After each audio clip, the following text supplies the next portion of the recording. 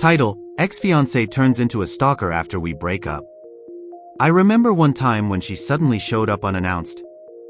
I was sitting in a park, just waiting for a friend, when I noticed the sunlight fading.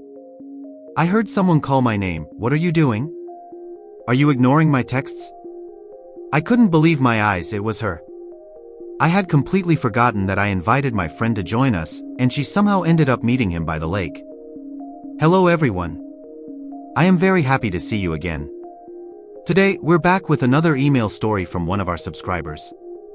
If you have a story to share, don't hesitate to submit it to Lessons from Life. Whether it's a funny, inspiring experience or a difficult experience that you overcame, your story can help others. Just knowing that it could help one person makes it all worthwhile, so send those stories in. We've had a lot of great submissions, but let's dive into today's story. You saw the title, let's get started. Subject: the crazy fiancé who almost stabbed me.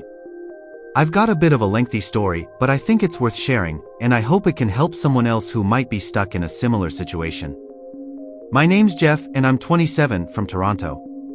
Just a heads up, English isn't my first language, so apologies for any mistakes. I've been following your channel for a while, and honestly, you've really helped me understand a lot about modern relationships. The more I learned, the more disgusted I became. So my story begins a few years back. I've never been the confrontational type, always kind of laid back. In other words, I guess I've always been a blue pill kind of guy. But one thing I've learned over time is that when someone betrays me, that's it. No second chances. Doesn't matter who they are. I've made decisions in my past, like walking away from women with a questionable past or refusing to get involved with someone who's already married or in a relationship. I don't regret those choices. Fast forward to meeting Natalie. We connected on a dating app, and everything seemed great at first. She was a year younger than me, and we hit it off right away. In the beginning, everything seemed perfect, but I quickly realized that she had a bad temper, one that came out of nowhere.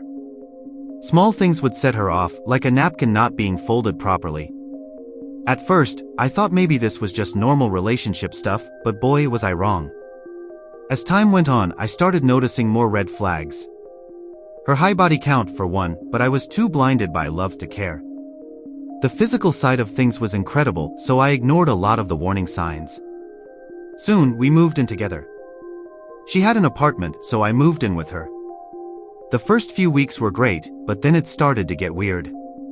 I never had any personal time, like, not even 20 minutes to watch an anime. If I tried, she'd get mad, saying I wasn't giving her enough attention. The worst part? Her temper.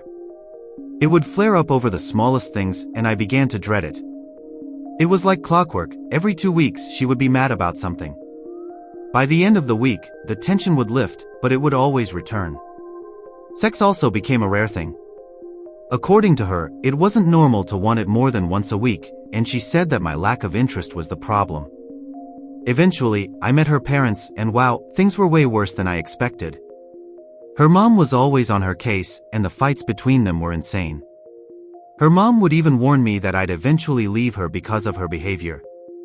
But I didn't listen. Fast forward 5 months, and she started pressuring me into marriage. Every day, she'd bring it up, especially after hearing that Beyoncé song, "Put a Ring on It." Her temper worsened, and I felt like I was walking on eggshells. One time, in the middle of a fight, she said she was so angry she'd grab a knife and use it on me.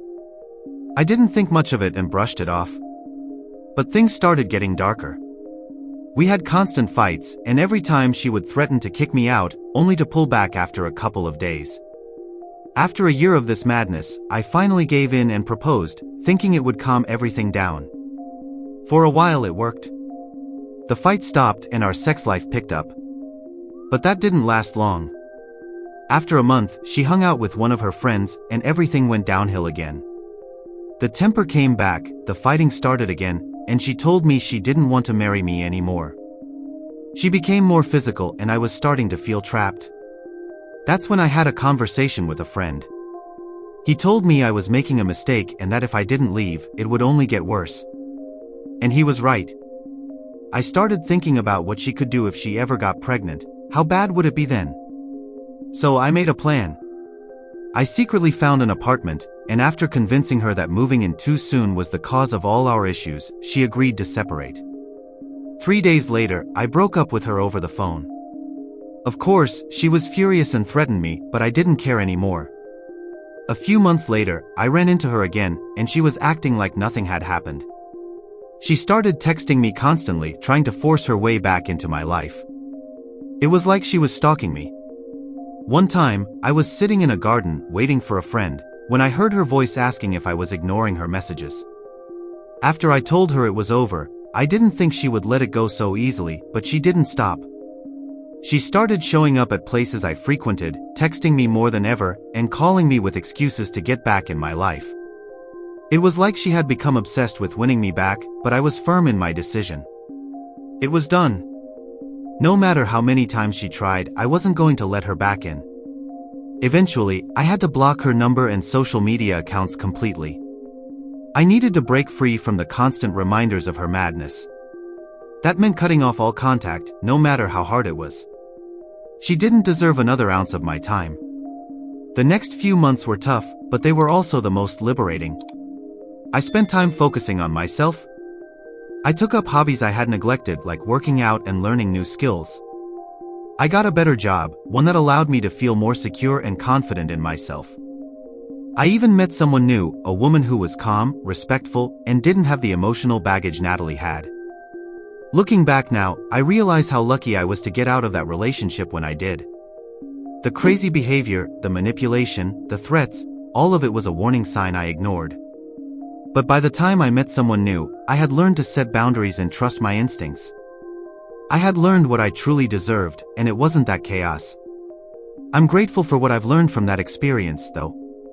It made me stronger, more self-aware, and more cautious about who I allow into my life. I understand now that the most important relationship I'll ever have is with myself. To anyone reading this who's stuck in a toxic relationship, I say get out. Don't waste any more time.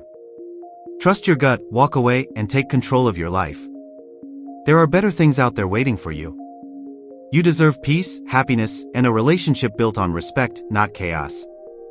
Thanks again for reading my story, Lessons from Life. I hope it helps someone.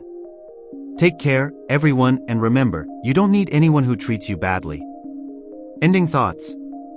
Man, Jeff, this was one crazy ride, but it's great to see you've come out on top. You made it through the storm, and now you're stronger and wiser. Relationships can teach us a lot, but not all lessons are worth the pain. It sounds like you've learned your boundaries, and you're building a better future for yourself. Keep focusing on yourself and keep pushing forward. Your story will definitely help others avoid the same mistakes. Thanks for sharing it with us. Keep growing and learning, and take care of yourself.